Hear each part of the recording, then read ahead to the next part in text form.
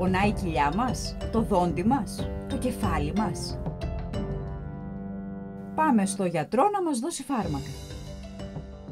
Στην αρχαία Ελλάδα ο Ασκληπιός και αργότερα ο Ιπποκράτης γιατρεύαν όλο τον κόσμο με βότανα. Πώς το έκαναν αυτό?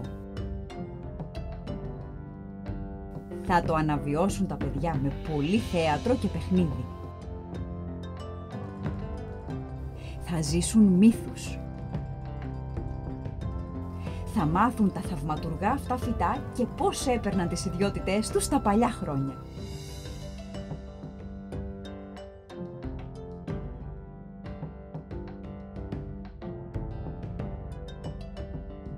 Παιχνίδι, δώρα και δημιουργία σε ένα πρόγραμμα γεμάτο ευωδιές. Το πρόγραμμα απευθύνεται σε παιδιά νηπιαγωγείου και δημοτικού.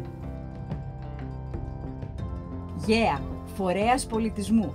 Παίζουμε μαθαίνοντας, μαθαίνουμε διασκεδάζοντας.